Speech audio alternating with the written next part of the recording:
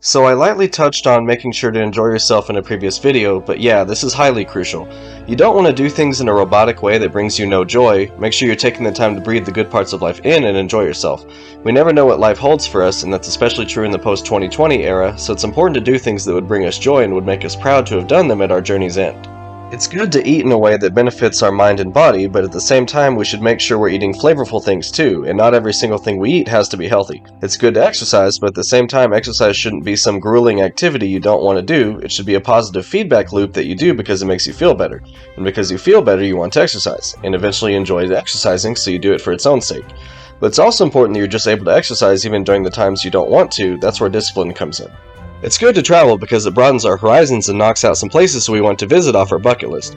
You see that where you live is but a tiny part of the world, and that if you choose, you could change your entire personal world if you move things around to do so. But if you don't choose to do so, that would hopefully lead to a greater appreciation of where you live currently. Traveling is something most of us can only do rarely, but I don't travel all that much and I've still visited around 10 or 15 states, and eventually want to travel to other nations once I have room in my life for it. Every time it's been a beneficial experience to step outside my comfort zone.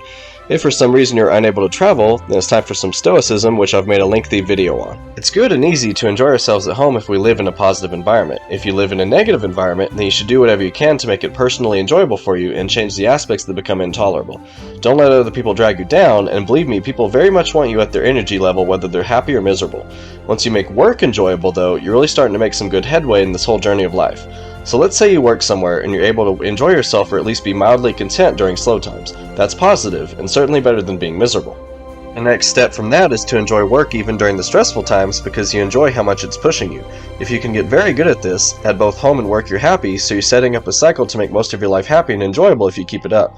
Once you learn to enjoy an action for the sake of doing that action, for example enjoying the process of making food, or enjoying the process of making art, or enjoying the process of making a video, or enjoying the process of making useful things for society, or whatever it is you do that puts bread on the table, you're starting to really get good at life.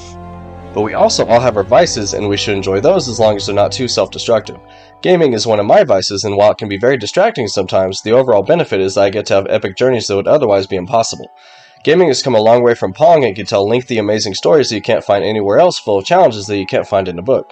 Books are still incredibly valuable though. I don't want you to get tricked into thinking I don't like books because I'm eventually going to make a video on them. If you're eating cake, you might as well enjoy it. But you'll notice the enjoyment becomes less and less as you start to overindulge, so as with all things, the key is a balance. Even the healthiest self-development teacher I ever watched had a once-a-year meal where he just gorged himself on ice cream topped with everything. But the rest of the time he was eating so healthily that I'm a mere shadow of how he did it. Enjoying yourself also involves enjoying your own company. You're with you the entire rest of your life, so I'd imagine one of the points of this journey is to enjoy being you. I enjoy being me quite a bit, and I have no shame in saying that. I wouldn't trade being me for anyone else.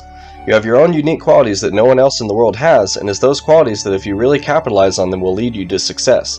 If you don't enjoy being yourself though, try to find out why and work on it. Again, you're with you the entire rest of your life no matter how many people are around you. It's not worth it to spend that time being miserable. Part of enjoying yourself in life is keeping a curious and inquisitive mind, always wanting to seek out and acquiring and experiencing interesting fashion, interesting food, books, music, TV, movies, places locally and within your state and eventually outside your state, cars, philosophies, nature, the list can go on and on and on. Living in 2020 and beyond has shown us that there is a massive malicious agenda out there very big in scope that has to be stopped, but there's still many things that are good in life, you just have to seek them out. This is our world now. You can still enjoy yourself, I promise. Humans can adapt to anything. Just because evil exists does not mean good does not exist. Another part of enjoying yourself is letting yourself get immersed in whatever it is you're doing. When you're listening to music, and it's good, if you let yourself really get into it, that'll enhance your enjoyment and appreciation and understanding of it. You get out what you put into focusing on something. Enjoying yourself is also not just enjoying who you are personally, but marinating in your thoughts sometimes and enjoying your thought processes and where they lead. You have to take some time to absorb all the experiences you're having out there in the world. It allows you a bigger perspective on them and how you can better navigate them.